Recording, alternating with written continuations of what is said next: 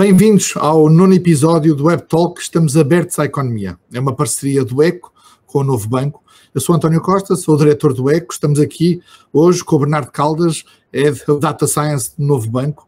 E hoje vamos falar de dados sobre buffers, isto é, almofadas de empresas e famílias. Quais são os dados que nos permitem perceber como é que as famílias e as empresas se comportaram nestes 2 meses? As almofadas financeiras são muito importantes para compreender a resistência e a resiliência das empresas e das famílias em alturas de crise. É um indicador que acompanhamos com regularidade, mas que nestas alturas é especialmente importante. Na prática, uma almofada financeira permite-nos avaliar quanto tempo é que uma empresa ou uma família consegue suportar determinado nível de despesa se não tiver receita.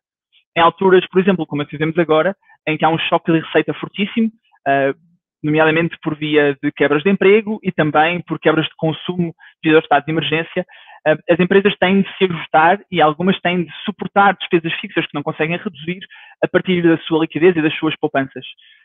Normalmente, estas almofadas financeiras diferem muito de setor para setor e, por isso, em vez de compararmos os volumes absolutos e olharmos para os euros que as empresas têm depositados, olhamos para este indicador que nos dá o número de dias que aguentariam sem receita. E aquilo que temos visto é que tem havido uma variação muito interessante neste indicador que nos mostra também como é que determinados setores estão a reagir de forma mais agressiva ou menos agressiva ao impacto da Covid-19. Vamos então tentar analisar ou perceber quais os setores que reagiram melhor ou estavam, diria, mais bem preparados, com maiores cash buffers para suportar esta quebra tão repentina de receita. Certo, há aqui duas coisas que temos de analisar para compreender os cash buffers. A primeira, de facto, é o valor absoluto do cash buffer, quantos dias, isso dá-nos uma noção de preparação, mas depois também a evolução desse cash buffer nos dá uma noção de como é que a empresa se adaptou. Ou seja, quando olhamos, por exemplo, para o alojamento é um setor que tradicionalmente tem cash buffers bastante elevados, ultrapassando os 2 meses. Mas mais interessante do que analisar esse número, é importante perceber como é que variou de fevereiro, por exemplo, para abril. Porquê? O cash buffer depende muito do nível de despesa da empresa. Se a empresa consegue ajustar o seu nível de despesa, por exemplo, reduzindo o máximo possível a despesa variável, consegue prolongar o seu cash buffer, ainda que não mexa nas poupanças que tem disponíveis, como é evidente. E esse fenómeno tem sido interessante porque setores com cash buffers tradicionalmente muito baixos, como o de restauração, que anda à volta dos 10, 12 dias, ou seja, só aguentaria 10, 12 dias sem receita, suportando o seu nível de despesas normal, consegue ajustar o seu nível de despesas de tal forma que consegue duplicar esse valor, chegando quase aos 28 dias.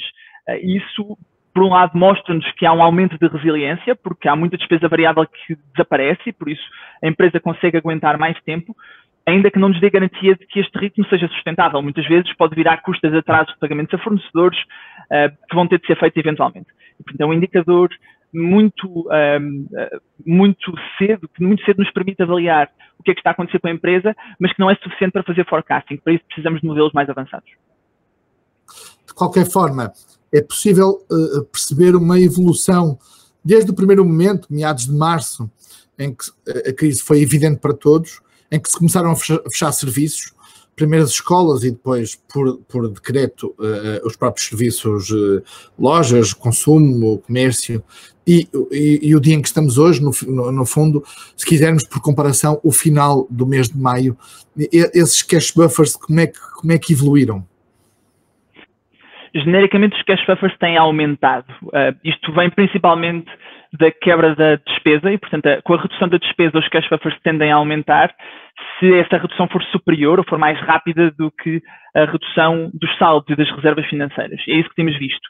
Principalmente nos setores, de novo, com maior despesa variável, com menos despesa fixa, e por isso, quando olhamos para as agências de viagens, o alojamento, o desporto e lazer e a restauração, vemos um aumento muito significativo dos cash buffers quando comparamos maio com fevereiro, antes de tudo ter começado, enquanto que alguns setores, aqueles que foram até menos afetados, nomeadamente os setores energéticos e da construção, os cash buffers mantêm-se bastante estáveis. Em alguns casos até vimos incrementos de atividade, por exemplo, no caso das transportadoras, vimos um incremento de atividade e um consequente incremento da despesa, o que até faz reduzir os cash buffers. E, portanto, estes comportamentos é importante entender quando é que estão associados a um aumento de atividade, como este caso que referia, ou todos os outros em que há um decréscimo de atividade e por isso um aumento do cash buffer se deve a uma contração da despesa das empresas. Sim. Precisamente, estamos a falar de empresas. É possível, é adequado, é razoável utilizar o mesmo conceito para as famílias? É muito adequado, com, obviamente, alguns ajustes. Aqui, do lado das famílias, conseguimos mais facilmente separar aquilo que são despesas essenciais e, portanto, em alturas de crise que não se podem mexer, daquelas despesas que rapidamente caem. E temos modelos que nos ajudam a distinguir umas das outras. Tudo o que sejam despesas de alimentação, de saúde, de educação, tendem a manter-se constantes.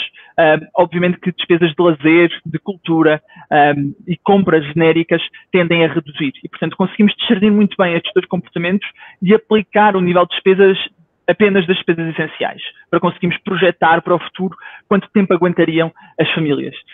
A fotografia que se pinta descreve muito bem a situação portuguesa e, por isso, com os dois extremos, cash buffers muito longos e cash buffers muito curtos, com elevada preponderância, mas também mostra a sensibilidade das famílias a quebras de receita. Nós temos à volta de 40% das famílias que não conseguem aguentar mais do que 1 mês e meio sem receita, mesmo reduzindo as despesas ao nível essencial. E devo dizer que neste caso concreto nós já retirámos as prestações de habitação, sejam rendas ou prestações de crédito, devido às moratórias. Okay. Mesmo nesse cenário, não conseguiu, 40% das famílias portuguesas não conseguem superar 1 mês e meio, o que mostra que os apoios sociais atempados são de facto muitíssimo importantes para conseguir suportar as famílias nesta altura de crise. Bernardo, obrigado por esta participação. Fica por aqui então o 9º episódio do Web Talk. Estamos abertos à economia. Muito obrigado.